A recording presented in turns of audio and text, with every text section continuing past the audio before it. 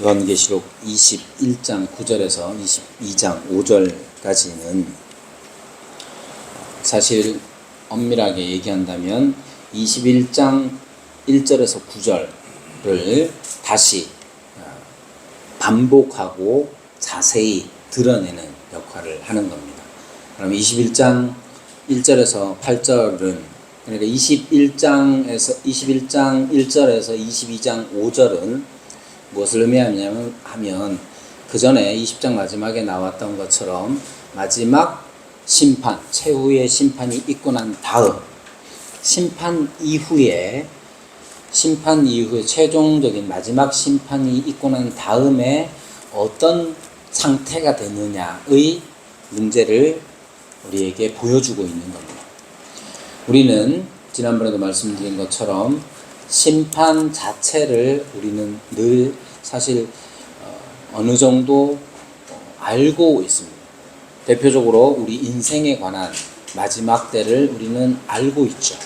많은 사람들이 죽어가고 있고, 저도 오늘 이번 주에 노회 목사님 모친상이 있어서 다녀왔는데,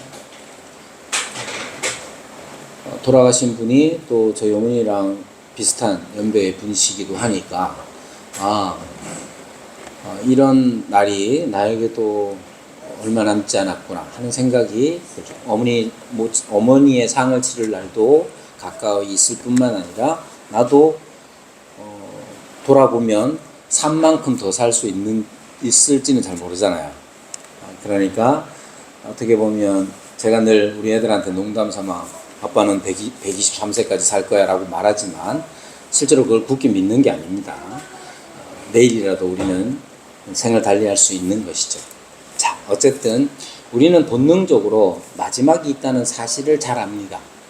우리 인생도 마지막이 있고, 그리고 국가나 민족에 대한 그런 마지막들을 알 수 있을 뿐만 아니라 소위 말하는 우주를 연구하는 사람들도 우주의 마지막에 관해서 말하기도 합니다. 그러니까 우리 모두는 다 마지막에 대하여 어떤 감각을 가지고 있습니다. 그러면 그 마지막 다음은 무엇이냐라고 했을 때 그 다음이 무엇인지 구체적으로 생각해 보는 경우는 잘 없어요. 많은 종교에서 우리의 이 생, 지금의 삶, 다음의 생에 대하여서 말하기도 하는데 그것이 정말로 있는지 없는지에 관해서 사람들은 의구심을 갖지만 바라기는 하는 것이죠. 그런데 문제는 뭐냐면 많은 기독교인들도 마지막에 관한 감각을 가지고 있어서 내 인생이 언젠가 끝나겠지, 그게 오늘이 아니기를 바라긴 하지만 언젠가 이 생도 마감하는 날이 있을 거야 라는 생각을 가지고 있지만 그 다음에 어떻게 되느냐, 여러분 그 다음에 어떻게 되는지 여러분 어떻게 생각합니까? 여러분이 죽어요. 그러면 어떻게 됩니까? 가끔 말씀드렸지만 저는 초등학교 졸업하고 중학교 입학할 그 무렵부터 죽음에 대한 공포에 사로잡혔는데, 죽음이 공포를 주는 이유는 내 존재가 소멸될 것 같은 그 소멸되는 공포 때문에 저는 힘들었었습니다. 자, 우리의 존재는 많은 유물론자들이 말하는 것처럼 우리는 어떤 구성요소로 구성되어 있고, 세포들로 구성되든 무얼로 구성되어 있고, 우리의 뇌가 정지하든 심장이 정지하든 간에 그것이 정지되면 다음은 어떻게 되느냐 하면 그냥 사라지고 없다 라고 생각하는 사람들, 그렇게 믿고 있는 사람들, 그렇게 살고 있는 사람들 과연 몇 명이나 되겠습니까? 많은 사람들은 그 다음을 생각하는데 그 다음이 무엇인지를 선명하게 떠올리지 못하고 있는 상태에 있는 거죠. 교회 다니는 사람들, 예수님 믿는 사람들은 어떠냐? 제가 만나보니까 별반 다르지 않아요. 세상 사람들이 생각하는 거하고 별반 다르지 않습니다. 우리 교회 여러분들은 어떤 것 같아요? 죽고 나면 어떻게 됩니까? 창건아, 이럴 때 만만한 우리 창건이를 불러야지. 창건아, 죽고 나면 어떻게 되노? 뭐? 뭐라고? 천국 가면 뭐하노?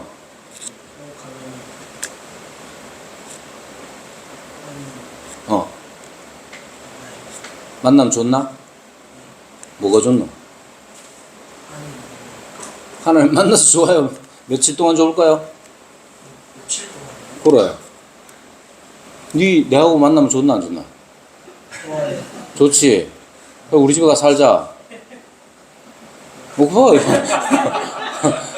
아무리 좋은 관계도 지금 이 생에서의 아무리 좋은 관계도 그것이 얼만큼 어느 정도나 오랫동안 지속될 수 있느냐의 문제, 또 다른 문제죠. 그러니까 우리에게 필요한 것은 최후의 심판을 믿는 것도 필요합니다. 그죠? 그러면 최후의 심판을 믿는 우리가 그 다음에 최후의 심판 다음에 어떤 상태가 되느냐도 우리는 알아야 되고 믿어야 되는 거예요. 최후의 심판이 있고 난 다음의 상태에 대해서 21장이 말해주는 겁니다. 21장부터 시작해서 22장 5절까지 최후의 심판 이후의 상태에 대해서 말하는데, 그것을 한마디로 얘기하면 새하늘과 새 땅 모든 것이 새로워진 세상이 도래하는 것이죠. 그것을 압축적으로 1절에서부터 8절까지 말합니다. 그러면서 8절에도 말하고 오늘 21장 27절에도 말하는 것이 거기에 반드시 속하지 않는 그런 부류의 존재들에 대하여서도 말합니다. 21장 8절에 그러나 두려워하는 자들과 믿지 아니하는 자들과 흉악한 자들과 살인자들과 음행하는 자들과 점술가들과 우상 숭배자들과 거짓말하는 모든 자들은 불과 유황으로 타는 못에 던져지리니 이것이 둘째 사망이라. 27절에는 무엇이든지 속된 것이나 가증한 일 또는 거짓말하는 자는 결코 그리로 들어오지 못하되, 이렇게 말합니다. 그러니까 심판 이후에 우리에게 펼쳐질 세상, 우리가 심판 이후에 믿는 내용은 무엇이어야 하느냐 하면 이런 사람들, 이런 존재가 사라진 세상, 그리고 더 적극적으로 말하자면 참된 믿음의 현장, 우리가 믿는 바에 대한 현장이 거기에서 펼쳐진단 말이에요. 그러니까 이 생에서 지금 여기 우리가 무엇을 믿고 있느냐 하는 것이 또한 중요한 일입니다. 우리의 믿음대로 됩니다. 알죠? 믿음대로 될지어다 라고 하면 아멘을 크게 하는 사람들이 있어요. 그때 그 믿음의 내용이 뭐겠어요? 여러분이 평소에 믿고 있는 바가 무엇이냐가 중요합니다. 여러분 믿습니까? 그러면 아멘 잘하잖아요. 근데 뭘 믿고 있느냐고 다시 물어보는 거예요. 여러분 예수님 믿으면 돈 잘 벌 줄로 믿습니까? 아멘 크게 합니다. 예수님 믿으면 병이 낫는 줄 믿습니까? 아멘 크게 하죠. 여러분 예수님 믿으면 병도 낫고 부자도 되고 좋은 직장도 얻고 다 됩니다. 그래서 뭐 어쩌란 말이에요. 그 다음이 뭐예요? 그 다음이 뭐냐가 중요합니다. 부자가 된 다음에 문제가 중요하다 이 말이에요. 부자가 되면 뭐 할 거예요? 11조 많이 내죠. 11조 많이 내면 뭐 할 거예요? 11조 많이 내면 누가 좋아요?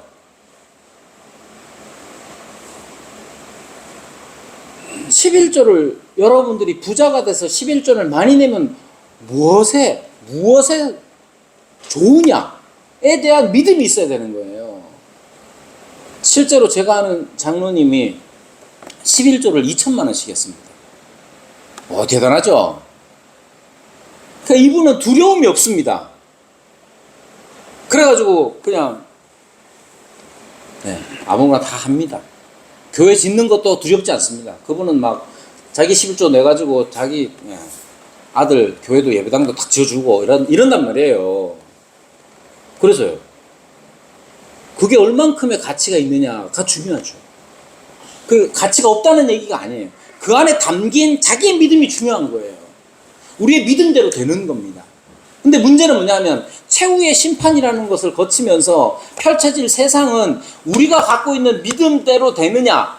그럼 내가 지금 여기에서 갖고 있는 믿음이 무엇이냐가 중요하게 되는 거죠. 여러분은 예수님을 믿으면 예수님을 믿는다는 내용 자체가 무엇인지를 알아야 돼요. 예수님 믿어서 그래서 못 자란 말입니까? 자, 여러분 오늘 본문을 자세히 살펴보시면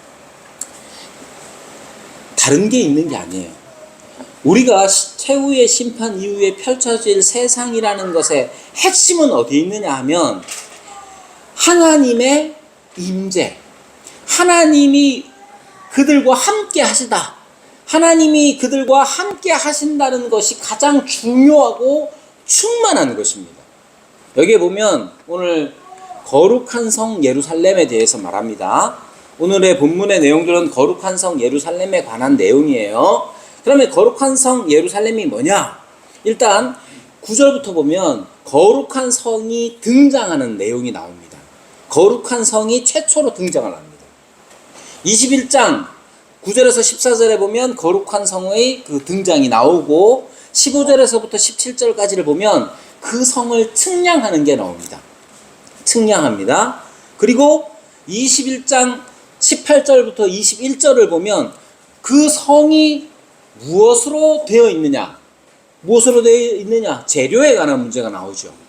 그리고 21장 22절부터 27절에 보면 그 성의, 그 거룩한 성의 내적인 특징에 관하여서 말합니다.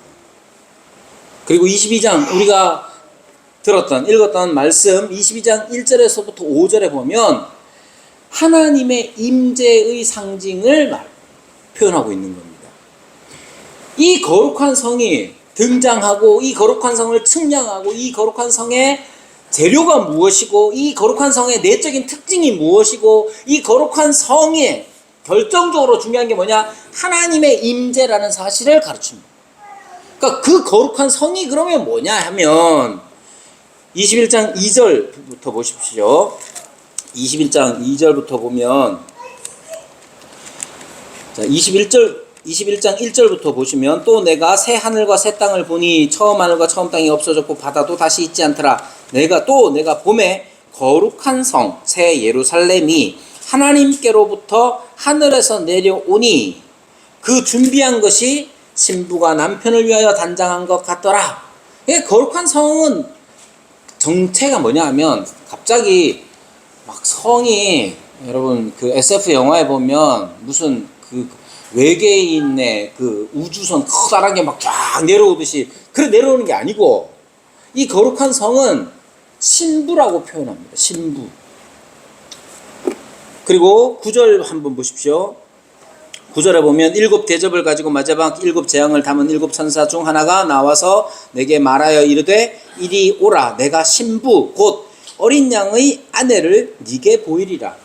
그러니까 거룩한 성 예루살렘, 새 예루살렘은 어떤 물리적인 장소나 아니면 막 무슨 우주선이 내려오듯이 하늘에서 내려오는 그런 게 아니라 바로 거룩한 신부, 그리스도의 신부요 곧 교회를 의미하는 겁니다. 그래서 10절에도 이렇게 말하죠. 성령으로 나를 데리고 크고 높은 산으로 올라가 하나님께로부터 하늘에서 내려오는 거룩한 성 예루살렘을 보이니.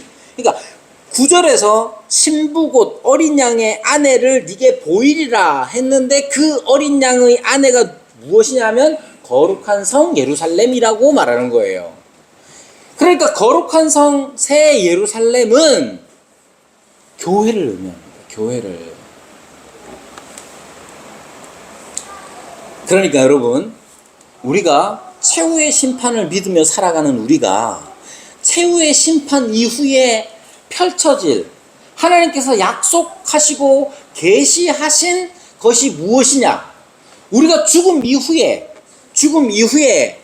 최종적으로는 그리스도께서 우리에게로 다시 오시고 펼쳐질 세상은 21장 8절이나 21장 27절에서 말하는 것처럼 그렇게 악한 자들, 믿음 없는 자들이 사라지고 심판으로 내쫓기고 온전한 교회가 이루어질 것입니다.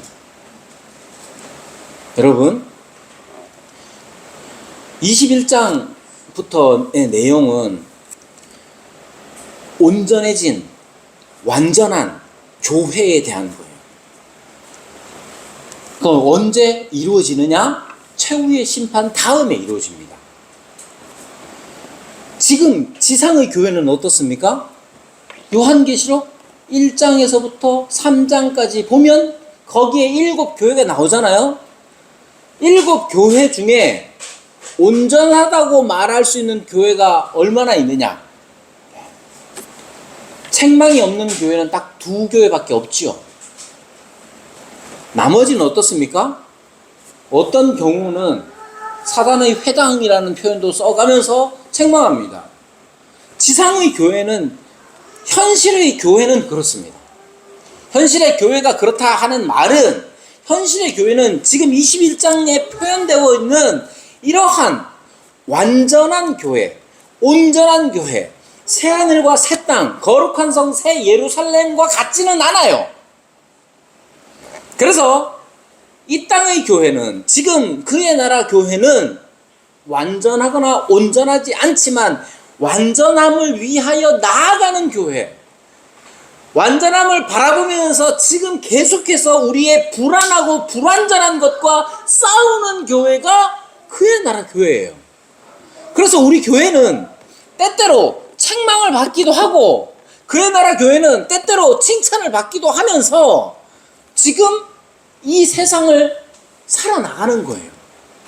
그러나 우리의 나아갈 방향은 어디가 되어야 되느냐면 21장에서 계시된 이 교회를, 이 온전한 교회, 완전한 교회, 새 예루살렘, 단장된 신부와 같은 이 교회를 향하여 나아가는 거예요.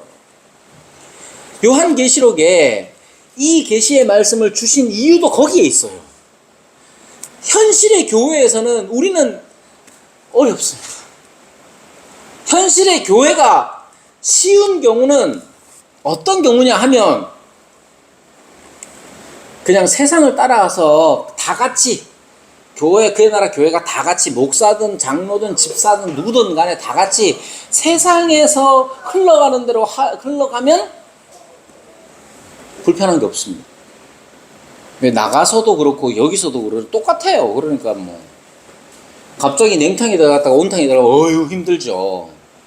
온탕에 있다가 갑자기 냉탕에 빠지면 굉장히 힘들잖아요. 근데 미지근한 탕에 있다가 또 다른 미지근한 탕에 들어가는 건 어렵지 않아요. 편안하단 말입니다. 교회는 불편할 수밖에 없는 건 세상과 다르기 때문이에요. 이 세상에서 존재하는 교회가 불편함 없이 지내려면 세상하고 비슷하면 됩니다. 여러분, 세상하고 비슷하다는 게 세상은 막 나쁜 짓 하고 속이고 속여먹고 막 뒤통수 다 그렇지 않아요. 저도 뭐 새벽에 나가서 일하잖아요. 나가서 일하면요, 같이 일하는 아줌마들이 먹을 것도 잘 주고 막 웃어주고 얘기 들어주고 막 이런단 말이에요. 뭐 별일 없을 때 대부분은 다 친절합니다. 친절하게 다 지내요. 세상 나가서 여러분들 직장생활 하면서 맨날 싸웁니까? 세상 사람들이 맨날 여러분들 속이고 거짓말 해먹고 여러분들한테 그렇습니까? 그렇지 않아요. 다 우리랑 비슷하게 살아요. 다만 결정적인 순간에 차이를 내죠. 자, 여러분, 오늘 우리가 보이는 이 장면들 놓치면 안 됩니다.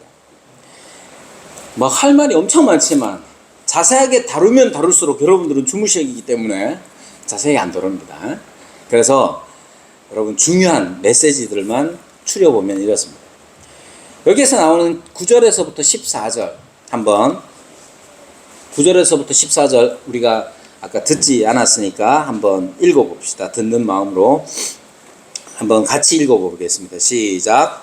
7 대접을 가지고 마지막 재앙을 담은 7 천사 중 하나가 나와서 내게 말하여 이르되 이리 오라. 내가 신부 곧 어린 양의 아내를 네게 보이리라 하고 성령으로 나를 데리고 크고 높은 산으로 올라가 하나님께로부터 하늘에서 내려오는 거룩한 성 예루살렘을 보이니 하나님의 영광이 그 빛이 지극히 귀한 보석 같고 벽옥과 수정같이 맑더라. 크고 높은 성곽이 있고 12문이 있는데 문에 12천사가 있고 그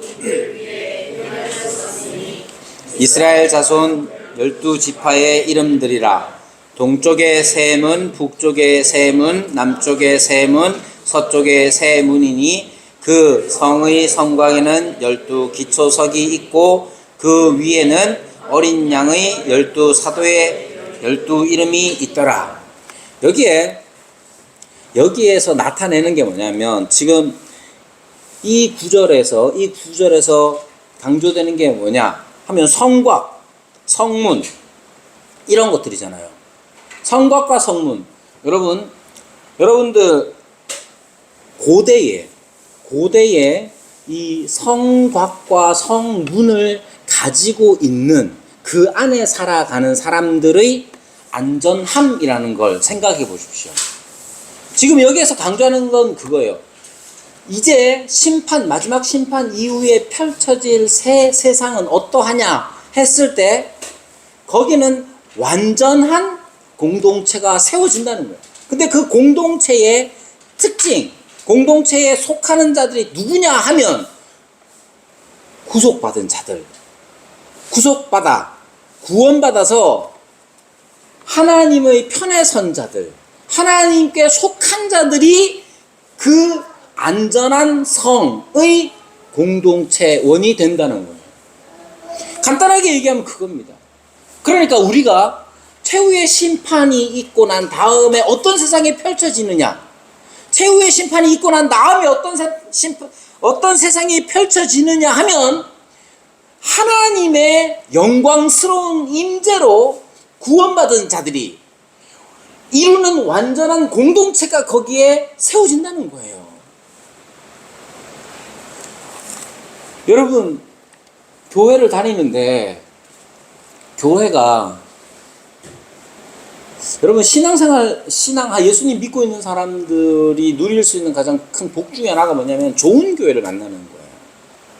근데 무엇이 좋으냐에 따라서 개인 따라 다 다르죠. 목사님이 설교를 잘한다. 그럼 좋은 교회다 생각하는 사람도 있고 다 있지만, 아니면 지금도 마찬가지잖아요. 저렇게 이제 아이가 우리 교회에서는 익숙하니까 너무 걱정 안 하셔도 됩니다. 저 정도는 아무렇지도 않습니다. 걱정 안 하셔도 돼요. 예를 들면 제가 이제 20년 전에 배웠던 것 중에 하나가 그 유명한 릭 워렌이라는 목사님이 와가지고 여러분 꼭 갖춰야 될 게 있는데 그게 뭐냐? 주차장하고 유아실 좋아야 된다는 거예요. 주차장과 유아실이 좋아야 된다는 거죠. 주차장과 유아실이 좋은 교회가 좋은 교회냐? 그럴 수 있죠. 그러나 우리가 이 세상에 살면서 좋은 교회라는 것에 대한 분명한 기준이 있어야 돼요. 그러나 제가 여러분들에게 늘 강조하는 건 뭐냐면 목사의 입장에서는 못하면 안 돼요. 목사는 설교를 잘하는 사람이어야 합니다. 제가 잘하느냐 못하느냐 문제는 차치하고 목사는 자기 스스로에게도 설교에 대한 자신감이 있어야 돼요. 그 자기를 드러내기 위함이 아니라 하나님께서 우리 공동체, 교회에게 어떻게 말씀하시느냐에 대한 분명한 기준과 이해가 있어야 되죠. 근데 그것만 있으면 다 되냐? 여러분 그렇지 않습니다. 여러분 생각해 보세요. 여러분이 설교로 변합니까? 여러분 설교자에게는 자존심 상하는 일이긴 하지만 제가 볼 때 교인들이 목사 설교 듣고 변하는 사람 별로 없습니다. 이건 제 생각이니까 이건 하나님 말씀이 아니에요. 제 생각이 그래요. 그럼 뭘로 변하느냐? 그럼 공동체예요. 여러분이 목사의 설교가 엄청 좋아도 내 마음에 쏙 들어도 옆에 있는 사람이 나하고 다퉜다. 그럼 그 교회 가기 싫은 거예요. 목사가 설교를 잘 못하는데도 엄청 오래 해. 근데도 꿋꿋하게 다녀. 왜 그렇습니까? 왜냐하면 옆에 있는 사람이 나의 사랑을, 내가 그의 사랑을 받으며 내가 그를 사랑하는 그런 관계 안에서 교회를 떠나지 못하는 거예요. 여러분, 목사의 설교는 주님이 오시면 끝납니다. 중요한 건 뭐냐면 우리가 하나님의 말씀 안에서 함께 교제하는 그 공동체, 그 공동체의 완전함이 이루어질 거란 말이에요. 여기에 21장의 9절부터 14절에서 강조하는 건 그거예요. 심판 이후에 구속받은 자들의 거룩하고 완전한 공동체가 이루어질 거라는 거예요. 여러분들이, 제가 강조하잖아요. 신앙생활 뭡니까? 여러분이 헌금 얼마나 내고 기도 얼만큼 하고, 그게 신앙생활 아닙니다. 그건 참으로 내 믿음을 유지하기 위해서 드리는 것들이지. 참된 신앙생활은 내가 신앙이란 믿음이잖아요. 믿음 생활이란 게 뭡니까? 믿는 대로 사는 거예요. 여러분, 믿는 게 뭐예요? 여러분이 믿는 게. 여러분, 뭘 믿습니까? 정말 너무 답답한 게, 가끔 세상에서 만나는 그리스도인들, 교회 다닌다는 사람들이 믿음이 뭔지를 몰라요. 나는 예수님 그게 뭐냐고 제가 묻는 겁니다. 다시, 예수님 믿는 게 도대체 뭡니까? 하나님이 나를 사랑하시고 내가 그 사랑을 받았어요. 그죠? 요거 믿죠? 근데 요것만 믿어. 그래서 기독교인들이 자꾸 이기적이라는 소리를 듣는 거예요. 우리가 하나님의 사랑을 받아서 사랑받는 자로서 이 땅에 존재한다면, 진짜로 그게 그렇다면 그 사랑이, 내가 받은 사랑이 나를 움직이도록 해야죠. 나 같은 자에게 관심을 보이시고 나 같은 자에게 찾아오셔서 나를 위하여 죽으시고 나를 새 생명을 주셨다는 게 하나님의 사랑이고 내가 그걸 받았다고 믿는다면 그 사실 자체가 나를 움직이게 해야 될 것 아닙니까? 교회 다닌다는 게 뭐냐? 그 움직임, 나를 사랑하신 그리스도로 말미암아 나의 모든 것들이 결정되는 거예요. 그런 교회가 있습니까? 없습니까?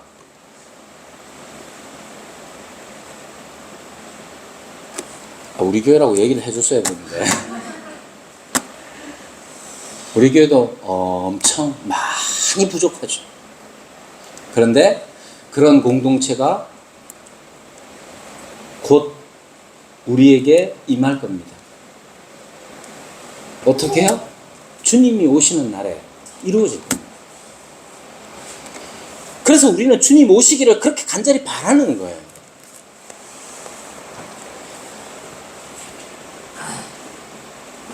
(15절에서 17절은) 측량하라고 합니다. 측량. 금갈대자가 등장을 하죠. 측량을 하죠.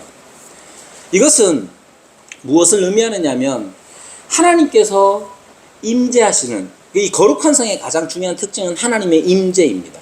하나님의 이 영속적인 임재가 구속받은 공동체의 완전한 거룩을 보증하는 겁니다.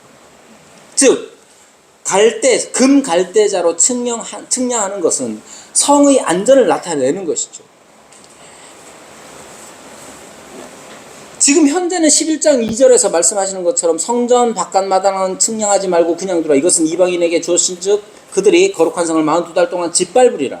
우리는 종종 우리 이 거룩한 성전된 교회가 짓밟히는 것들을 봅니다. 여기 짓밟힌다는 게 막 세상 사람들이 여기 쳐들어와가지고 뭐 어떻게 예배 방해하고 이런 게 아니에요. 우리 안에 있는 새 속성, 우리 안에 있는 하나님의 사랑에 어긋난 이 모든 것들이 우리에게서 바깥으로 튀어나와가지고 함께 그리스도인이 된 자들을 향하여서 상처를 입히기도 한단 말이에요. 그런 날들을 우리 살아가지만 앞으로 우리에게 펼쳐질 새하늘과 새 땅에서는 그런 일이 없을 겁니다. 여러분 믿어지십니까? 믿어지세요 진짜? 여러분, 믿음은 어떻게 생기느냐 하면 우리가 맛보지 못하고 믿음 안 생깁니다. 장건아, 우리 집에 금 송아지가 있겠나 없겠나?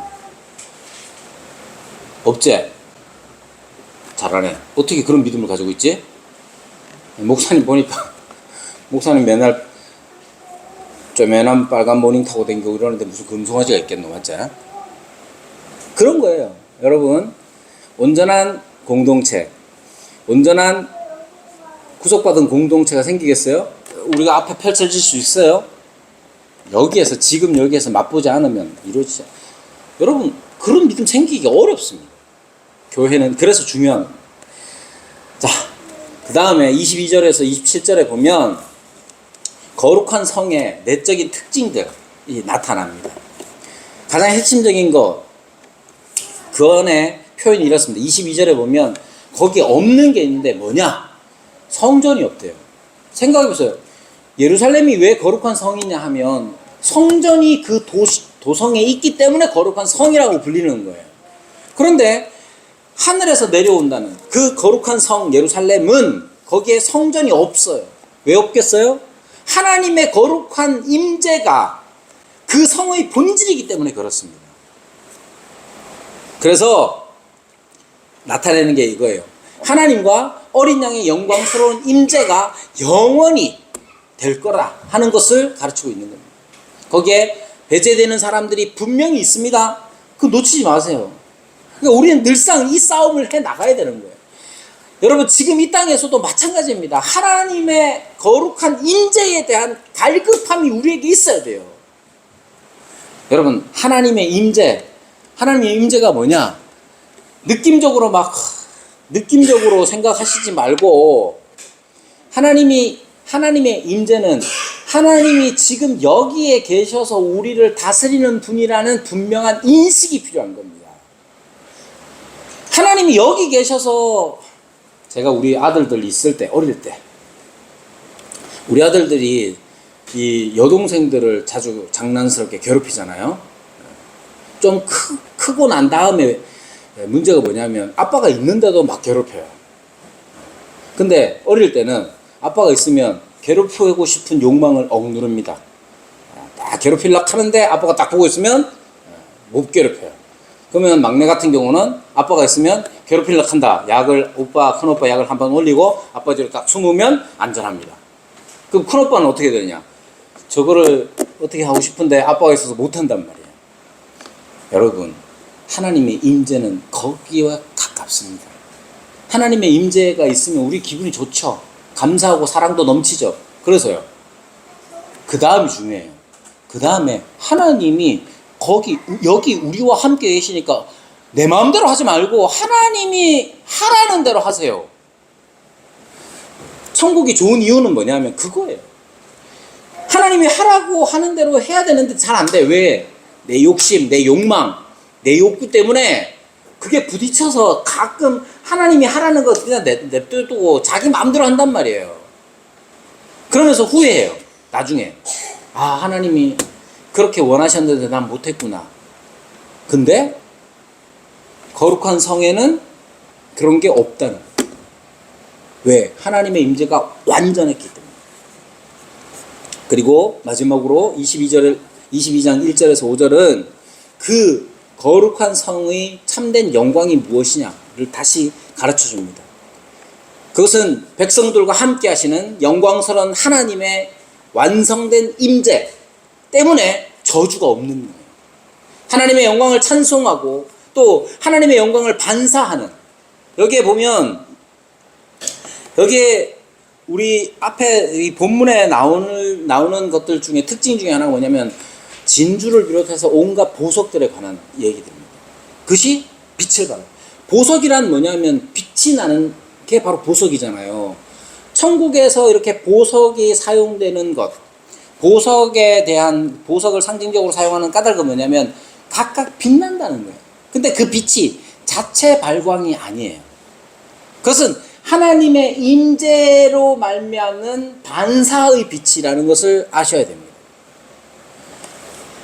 여러분, 우리 안에 가져야 할 분명한 상, 이미지. 그 중에 하나가 뭐냐 하면 바로 심판 이후에 우리 앞에 펼쳐질 새 하늘과 새 땅, 새로운 세상에 관한 거예요. 우리는 죽거나 아니면 예수님의 마지막 최후의 심판 다음에도 우리는 존재하게 될 겁니다. 기독교는, 성경은 존재의 소멸을 가르치지 않습니다. 악인이나 선인이나 다 영원토록 있을 거라고 말합니다. 근데 어디에 있느냐가 중요해요. 그러니까 천국이 왜 좋아요? 안 죽고 살아요. 안 죽고 사는 건 악인들도 안 죽고 살아있어요. 다만 그들의 본질 상태 자체가 영원한 형벌의 상태에 있는 것이죠. 여러분, 내가 살아있다는 말의 의미는, 인간은 살아있다는 의미를, 살아있음을 자기 혼자 호흡을 하기 때문에 살아있다고 생각하지 않습니다. 아내도 그렇고 저도 그렇고 연명치료 나는 하지 않겠어 라고 말을 했는데, 연명치료를 거부하는 사람들의 마음의 상태가 뭐냐면 그냥 억지로 그냥 호흡기 달고 있는 건 산 게 아니라고 생각하기 때문이에요. 참된 살아있음은 나 혼자 호흡하고 있다는 게 아니에요. 여러분, 살맛 나는 인생이라는 건 함께 하기 때문에 그 함께 하는 것에서의 즐거움, 그게 살맛 나는 것이에요. 교회는 신자들이 살맛 나는 세상이 되어야 돼요. 내가 그리스도를 믿는 믿음 안에서 그 믿음이 효력이 있다는 사실을 알아야 돼요. 여러분, 혼자 헌금생활 잘하고 혼자서 기도 많이 하고 혼자서 전도 많이 하고 혼자서 뭐 하는 거 교회답지 않습니다. 우리 교회가 제가 계속 말하는 거죠. 함께하는 즐거움을 맛봐야 돼요. 근데 함께하는 즐거움이 그리스도로 말미암은 결과로서 함께하는 즐거움을 맛볼 수 있는 교회가 되도록 함께 선택해 나가야 되는 겁니다. 천국 어떤 곳이겠어요? 안 죽는 곳. 안 죽어서 뭐 할 거냐고요. 건강해서 뭐 할 거예요?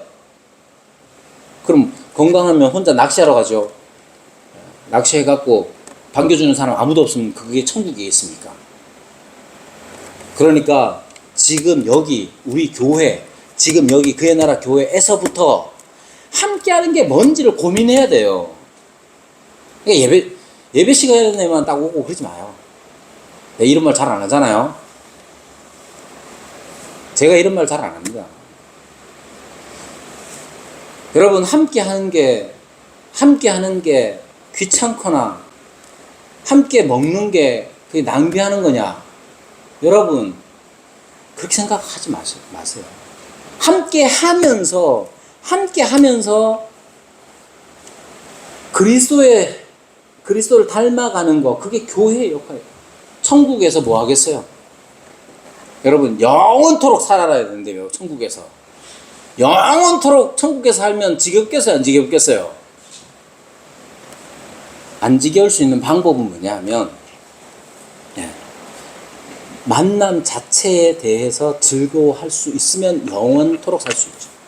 제가 은서가 병건 형제를 만나기 전에, 은서자매가 병건 형제를 만나기 전에 병건 형제 찾아서 서울로 가려고 그랬었거든요. 거기에 병건이가 있는 줄 알고 서울로 가려고 그랬거든요. 여러분, 생각해 보세요. 그래서 서울에서 병건이를 만나서 결혼해서 재밌게 살고 있다고 칩시다. 30년 뒤에 은서를 만나면, 그래, 니 서울 가가지고 병건이 만났다며 부터 시작해서 또 다른 즐거움이, 함께하는 즐거움이 넘쳐날 것 아니에요. 여러분, 천국은 하나님의 임재로 말미암아 서로가 서로에게 사랑하는 사람으로서 존재하는 곳이 천국일 겁니다. 그걸 지금 여기에서 맛봐야 되는 거예요. 여러분의 신앙생활이 그냥 내가 올해에는 11조를 100만 원 해야지. 올해에는 전도, 사람들 데리고 오는 걸 100명 해야지. 원래는 새벽 기도를 안 빠져야지. 그렇게만 하고 나면 천국 가서는 뭐 할 거예요?